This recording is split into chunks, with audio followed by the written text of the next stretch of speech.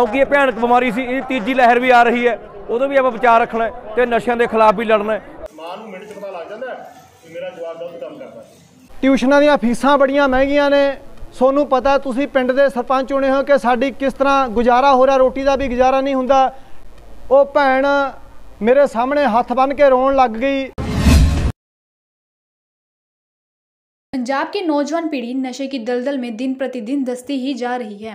इस बात को गंभीरता से लेते हुए संदीप गोयल ने जिला बरनाला के गांव हरिगढ़ में गांव वासियों के साथ विशेष बैठक गुरु घर के प्रांगण में की, जिसमें बड़ी गिनती में गांव वासी सहित किसान नेता व पंचायत के कार्यकर्ता मौजूद थे।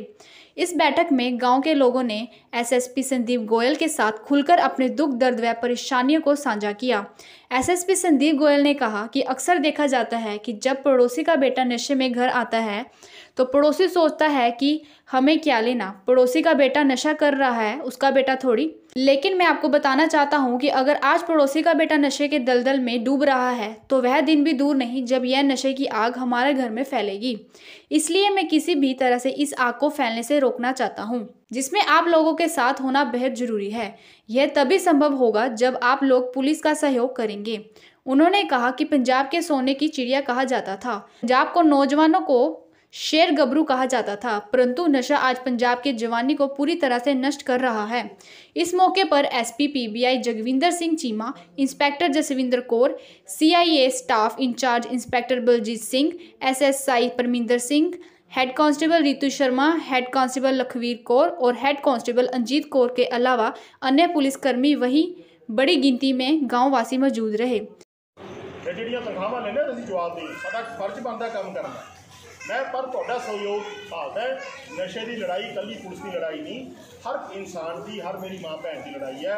मां नूं मिंट च पता लग जाता कि मेरा जवाक गलत काम करता है। जो उड़ता नहीं सवेरे, जो अखां लाल गहरियां करके आता है, कदे सौदा तां रखूगा जो दुकानदार का सौदा विकूगा, जे विकेगा तो अगला दुकानदार कहता हाँ बई वो रखी है खंड, कहता जी विकदी नहीं सी, मैं लियानी छड्डती। कि जो असीं मंगी जाने लिया लिया लिया, ये डिमांड सप्लाई है, इहनूं समझना। उत्थे की गल होई, वो भैन मेरे सामने हथ बन के रोन लग गई। मैं कहा भैने दस तू की गल है, क्योंकि आप नाम नहीं ला सकते, कोई बंदा इस चीज़ नूं होर तरह लै जांदा है कि वीरा मेरे घर दे हालात बने पे ने, मेरे घर वाले नूं अंदराता होया पिया, ये दिने जाके कोई दिहाड़ी भी नहीं कर सकता क्योंकि इसनूं दिसणों बहुत घट लग गया। उस दे दो लड़कियां सामने खड़ियां सी। मैं कहा पुत्त तुसीं पढ़दे हो, तो एक लड़की ने नीवी पा ली तो दूजी लड़की बोली कि अंकल हाँ मैं नौ अपने मैडिकल दे नाल +2 कर रही हाँ। पुत्त कोई ट्यूशन वगैरह, जो मैं गल की तो उस लड़की ने भी नीवी पा ली, तो उसकी माता ने मैनू दस्सिया कि वीर जी ट्यूशनां दीयां फीसां बड़ियां महंगियां ने, सोनू पता तुसीं पिंड दे सरपंच चुने हो कि साडी किस तरह गुजारा हो रहा, रोटी का भी गुजारा नहीं हुंदा। ट्यूशनां वाले 8-10 15-15 हज़ार रुपया एक सबजैक्ट का ठेका मंग रहे हैं। सो मैं हथ जोड़ के बेनती करदा संगतों कि दुनिया ते कोई इदू बड़ा पुन नहीं। आपां लंगर लाउने थों महीने 10 दिनों बाद लंगर लाउने। मैं चाहुंदा कि अपने पिंड दे विच भी कोई इहो जी संस्था बना लो।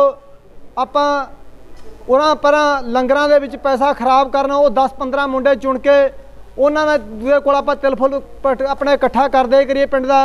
किसी गरीब यहो जे बच्चे की वो बच्ची नूं मैं पूछा कि अंकल मैनू बहुत लगना पढ़ाई के नाल, देखो गरीब परिवार की लड़की मैडिकल के नाल +2 कर रही है, तो असी चाहुंदे मैं उस अज ही अपने मन दे नाल विचार किया कि इस लड़की नूं मैं अपनी किरत कमाई दे विचों 8,000 रुपया देऊँगा। सो संगतों मेरी हाथ जोड़ के झोली अड्ड के बेनती है, प्लीज़ आप अपना जो दसबंध कढ़ते हैं उरां परां लंगरां दे विच, क्योंकि रोज़ ही आप मिठाइयां, वो किहड़ा परिवार है जिहड़ा अपने घर दे विच लड्डू जलेबियां रोज़ नहीं खाता। इदू बड़ी दुनिया ते कोई मिठास नहीं। किसी गरीब की पढ़ाई करा देना, किसी गरीब का इलाज करा देना। सो आने वाले दिनों के विच असीं बेनती भी करांगे, जेकर होर भी किसी वीरां ने संस्था बनाउणी होवे तां इहो जिही आपां, मेरा रोना निकल गया कि किन्नी बच्चों के विच लगना है, तो उन्होंने मजबूरी हुई पी, वो बाहर निकल के दस नहीं सकते कि सानू पैसों की लड़ है तो असीं पढ़ना चाहुंदे हां। सो इहो जिहे बच्चों की मदद करिया करो, सब तो बड़ा पुण्य है। मैं सारी संगत का बहुत बहुत धन्नवाद करदा जिन्होंने अपने कीमती समय जो समा कढ़ के ਐਸਐਸਪੀ ਸਾਹਿਬ ਦੇ ਵਿਚਾਰ ਸੁਣੇ ਨੇ ਤੇ ਜਿਹੜੇ ਵੀ ਨੌਜਵਾਨ ਵੀਰਾਂ ਨੇ ਮਾਤਾਵਾਂ ਭੈਣਾਂ ਨੇ ਆਪਣੇ ਵਿਚਾਰ ਰੱਖਣੇ ਹੋਣ, ਇਹਨਾਂ ਦੇ ਕੋਲ ਬੇਨਤੀ ਕਰਨੀ ਹੋਵੇ ਤਾਂ ਤੁਸੀਂ ਆਪਣੇ ਖੁੱਲੇ ਦਿਲ ਦੇ ਨਾਲ ਵਿਚਾਰ ਰੱਖ ਸਕਦੇ ਹੋ। ਅਸੀਂ ਤੁਹਾਡੇ ਪਿਛਲੇ ਸਮੇਂ ਦੇ ਵਿੱਚ ਤੁਹਾਨੂੰ ਪਤਾ ਹੈ ਕਿ ਜਿੱਥੇ ਖੜ ਗਏ ਇਸ ਜਗ੍ਹਾ ਦੇ ਵਿੱਚ ਹੀ ਇਕੱਠ ਹੋਇਆ ਸੀ ਨਸ਼ਿਆਂ ਪ੍ਰਤੀ, ਪਰ ਕਿੱਥੇ ਜਾ ਕੇ ਮਾਰ ਖਾ ਜਾਂਦੇ ਆ ਕਿ ਅਸੀਂ ਕਹਿੰਦੇ ਕਿ ਫਲਾਣੇ ਥਾਮੋਂ ਸਾਨੂੰ ਨਸ਼ਾ ਮਹਿੰਗਾ ਮਿਲਦਾ ਹੈ ਤੇ ਫਲਾਣੇ ਥਾਵੇਂ ਸਾਨੂੰ ਨਸ਼ਾ ਸਸਤਾ ਮਿਲਦਾ, ਅਸੀਂ ਤਾਂ ਲਵਾਂਗੇ। ਫਿਰ ਦੱਸੋ ਜੀ ਅਸੀਂ ਕਿੱਧਰ ਜਾਈਏ?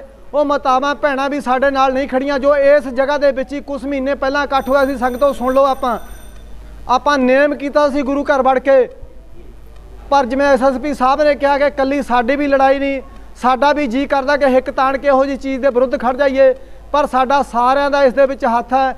ਆਉਣ ਵਾਲਾ ਸਮਾਂ ਜੋ ਲੰਘ ਗਿਆ, ਆਉਣ ਵਾਲੇ ਸਮੇਂ ਦੇ ਵਿੱਚ ਅਸੀਂ ਆਪਣੇ ਧੀਆਂ ਪੁੱਤਾਂ ਨੂੰ ਬਚਾਈਏ।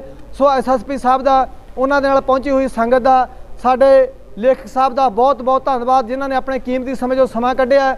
ਤੇ ਜੇ ਕਿਸੇ ਵੀਰ ਨੇ ਭੈਣ ਨੇ ਵਿਚਾਰ ਐਸਐਸਪੀ ਸਾਹਿਬ ਦੇ ਨਾਲ ਹੋਰ ਆਏ ਹੋਏ ਅਫਸਰ ਸਾਹਿਬਾਨਾਂ ਦੇ ਨਾਲ ਆਪਣੇ ਕਿਸੇ ਵੀ ਵਿਸ਼ੇ ਤੇ ਵਿਚਾਰ ਕਰਨੇ ਹੋਣ ਖੁੱਲੇ ਤਾਂ ਵਿਚਾਰ ਕਰ ਸਕਦੇ ਹੋ।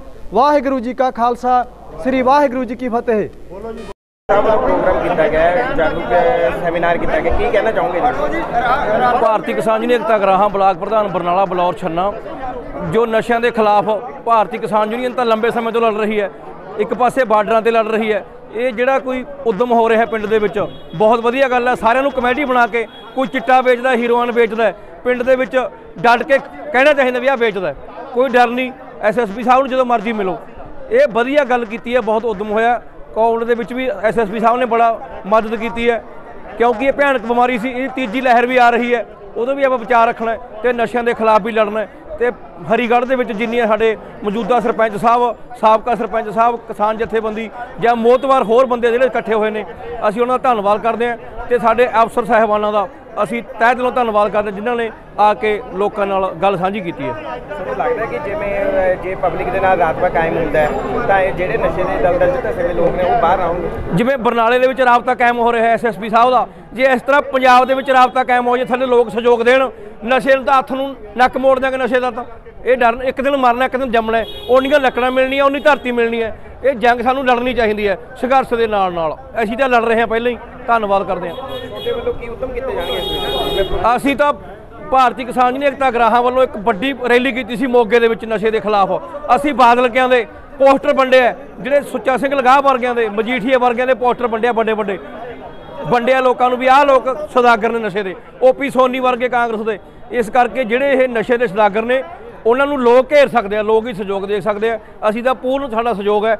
ਅਸੀਂ ਧੰਨਵਾਦ ਕਰਦੇ ਹਾਂ ਬਹੁਤ ਬਹੁਤ। ਵਾਹਿਗੁਰੂ ਜੀ ਕਾ ਖਾਲਸਾ, ਵਾਹਿਗੁਰੂ ਜੀ ਕੀ ਫਤਿਹ। बरनाला से अरिहंत गर्ग की रिपोर्ट।